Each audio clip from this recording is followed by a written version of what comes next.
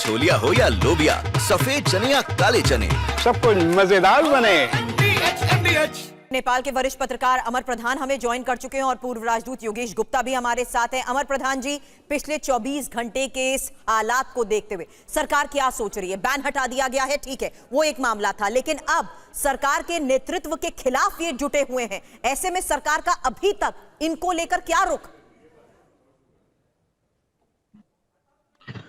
जी शुक्रिया सुरभि जी। सबसे पहले मैं नेपाल से TV9 भारतवर्ष से देखने वाले सभी को मैं सादर प्रणाम करना चाहता हूं और इंडियन चैनल को मैं धन्यवाद भी बोलना चाहता हूं कि आप लोग जिस तरह से हमारी ये जिस तरह यहाँ डेवलपमेंट हो रही है उसमें आप लोग जो इंटरेस्ट दिखा रहे हैं उसके लिए मैं धन्यवाद भी बोलना चाहता हूं। और जो घटना कल हुई है ये बहुत दुख के साथ मैं बोलना चाहता हूँ कि इतिहास में ये एक काला दिन के रूप में ये दर्ज हो चुका है। कल का घटना जो आप लोग 21 लोगों की, ऑफिशियली तो अभी 19 लोगों की बात चल रही है, ऑफिशियली 19 लोगों की मौत की गवर्नमेंट डेटा के अनुसार, बट अनकन्फर्म्ड रिपोर्ट्स के अनुसार तो बहुत सारे लोगों की मौत हुई है। और ये घटना को मैं जो चाइना में तियानमेन स्क्वायर में 1989 में जो घटना हुई थी उस तरह का कुछ ये घटना हुई है कल। सो जैसे मैं बोला कि ये काला दिन के रूप में ये दर्ज हो चुका है, बहुत दुख के साथ मैं बोलना चाहता हूँ। मेरे जैसे बहुत पेरेंट्स लोग, मेरे उम्र के बहुत पेरेंट्स लोग आज सुबह जब वो when they woke up like because ये सोशल मीडिया का बैन हट चुका था आज सुबह और बहुत विचलित करने वाली तस्वीरें हमारे सामने आई, because of which many parents like me they are very shaken, बहुत डिस्टर्ब हुए हैं आज सुबह सोशल मीडिया के बैन को लिफ्ट करने के बाद। ये बहुत सारे वीडियो हमको नजर आई। जहाँ तक सरकार की रवैया की बात है, ये सरकार, ये केपी ओली शर्मा लेड सरकार, न दिल है न इसके पास दिमाग है, ऐसी हालत है सरकार की। और जो कल कैबिनेट मीटिंग हुआ था, जो कैबिनेट मीटिंग के बाद यहाँ के कम्युनिकेशन मिनिस्टर पृथ्वी सुब्बा गुरुङ जिस तरह उनकी रवैया थी, जब यहाँ के जर्नलिस्ट हम लोगों ने उनसे पूछा कि केपी शर्मा ओली की ये राजीनामा देनी चाहिए कि नहीं चाहिए, उनको तो राजीनामा देना चाहिए। इतनी बहुत बड़ी घटना के बाद तो सुब्बा गुरुङ ने बोला कि या वो राजीनामा नहीं देंगे। बहुत ब्लंटली उन्हें ये बात की कि वे राजीनामा नहीं देंगे। और ये जो जनरेशन जी का जो मूवमेंट अभी चला है, कल भी मेरी बात हुई थी भारतीय पत्रकार मित्रों के साथ, तो कल भी हमने बोला था कि ये कहाँ जाएगा, ये कुछ बता नहीं सकते।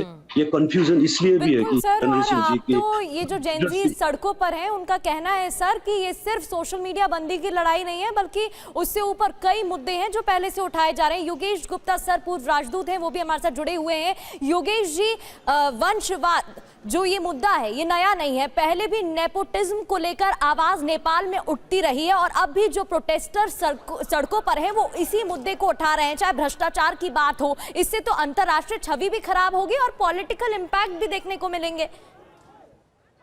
देखिए, ये जो एजिटेशन वहां पर लॉन्च किया है यूथ ने, ये कुछ जो है बांग्लादेश में और श्रीलंका में जो एजिटेशन हुआ था उससे काफी कुछ मिलता जुलता है और अधिकतर मांगे इसकी जो है वो पॉलिटिकल है। देखिए, जो सोशल मीडिया के बैन के ऊपर मांग थी वो तो सरकार ने पूरी कर दी है। अब जो बाकी मांगे हैं सरकार को हटाने की, सांसद लोग इस्तीफा दे वगैरह, करप्शन जो है खत्म हो, नेपोटिज्म खत्म हो, These are general kind of demands। तो ये एजिटेशन जो है इसका कलर और इसका स्ट्रक्चर जो है वो पॉलिटिकल लगता है, जैसे कि बांग्लादेश में हुआ, पाकिस्तान में हुआ, श्रीलंका में हुआ, और इसमें बाहरी ताकतों का हाथ लगता है। और उसी की वजह से जो है ऐसा लगता है कि यूथ लोगों को मोबिलाइज किया गया और यूथ लोगों की मदद से जो है वहाँ की जो सरकार है जिसका कि रुख चाइना की तरफ ज्यादा है उसको हटाने की कोशिश की जा रही है। बिल्कुल सर, और ये भी जरा ब्रीफली बताइएगा, चाइना दौरे पर गए थे पीएम ओली और उसके बाद क्या वो चीन जैसी सेंसरशिप लगाना चाह रहे थे जैसे चीन में फैसले लिए गए, और क्या वो भारी पड़ गया? इनसे देखिए 2-3 गलती हुई। एक तो ये जो चाइना ने अभी सेकेंड वर्ल्ड वॉर की एनिवर्सरी करी थी वहां पर बीजिंग में, तो उसमें कई पॉलिटिकल लीडर्स गए थे। एक तो ये नेपाल के प्रधानमंत्री उसमें चले गए, तो उससे जो है अमेरिका को थोड़ा गुस्सा आया कि भाई सेकेंड वर्ल्ड वॉर में तो देखिए अमेरिका का लीडिंग रोल था, तो चाइना वाले जो है उसको गलत तरीके से दिखा रहे थे और ये नेपाल वाले उसमें चले गए। दूसरा कारण देखिए वो सोशल मीडिया का बैन था, जिससे कि स्टूडेंट्स लोग जो है एकदम से प्रवोक हो गए। और तीसरा ये जो है, जो भारतीय ताकतें हैं खासतौर से अमेरिका वगैरह, वो चाहते हैं कि ऐसी सरकार आए जो उनके फेवर की हो, जैसे बांग्लादेश में हुआ, मोहम्मद यूनुस जो है अमेरिका के आदमी है ना, और इसी तरह से पाकिस्तान में हुआ, वहां पर जो नए शहबाज शरीफ की सरकार है आर्मी के साथ मिलके, वो अमेरिका के फेवर की सरकार है। जी सर। तो इस तरह की चीज जो है वो अमेरिका वगैरह चाहते हैं कि यहाँ पर सरकार उनके पक्ष की हो। बिल्कुल सर, लेकिन आज की हकीकत यही है कि अभी भी कल के बाद आज एक बार फिर से सड़क पर उतर आए हैं लोग, और कल पुलिस और सेना की फायरिंग में छात्रों के मारे जाने को लेकर इनकी नाराजगी अब सड़क पर एक बार फिर नजर आ रही है। काठमांडू में सड़क पर उतरे लोगों का क्या कहना है? उन्हें भ्रष्टाचार में डूबी ओली सरकार किसी भी हाल में नहीं चाहिए। टीवी 9 संवाददाता विपिन चौबे ने लोगों से बात की। बढ़ते और चढ़ते दिन के साथ युवा वर्ग कल जो आंदोलन कर रहा था, अब वो बड़ी तादाद में सड़कों पर उतर रहा है और डिमांड वही है कि हमें एक फेयर इलेक्शन करवाना है, हमें करप्शन लेस कंट्री चाहिए और हमें नेपाल को आगे बढ़ते हुए देखना है। क्या चाहते हैं? कल तो ये परसेप्शन पूरी दुनिया में बनाने की कोशिश की गई कि सोशल मीडिया पर बैन लग गया इसलिए लोग सड़कों पर उतर आए। क्या रियलिटी है? क्या सिर्फ सोशल मीडिया पर बैन लगाना इशू है या कुछ और मांगे हैं जिसको आप चाहते हैं? मेनली क्या है कि आपका सोशल मीडिया बैन का एक वो भी है, और दूसरा क्या है कि अभी का गवर्नमेंट जो करप्शन करके इस देश में जिस तरीके से इस देश को आगे बढ़ा रहा है, उसके खिलाफ में एक करप्शन के खिलाफ आंदोलन रुकने वाला है क्या? नहीं, बिल्कुल नहीं रुका। जिस तरह से मासूम बच्चा 16 वर्ष तक सबका माँ बाप पोस पाल के बड़ा करता है, और 18 साल का, ठीक है, गोली मारिए ना भैया, नीचे मारिए, मारने से पहले बच्चा का यूनिफॉर्म वाला ड्रेस को मारा भी नहीं जाता है। सुनना, कहाँ पर गोली मारी गई है? बरेंड में यहीं पे आगे बता रहे थे।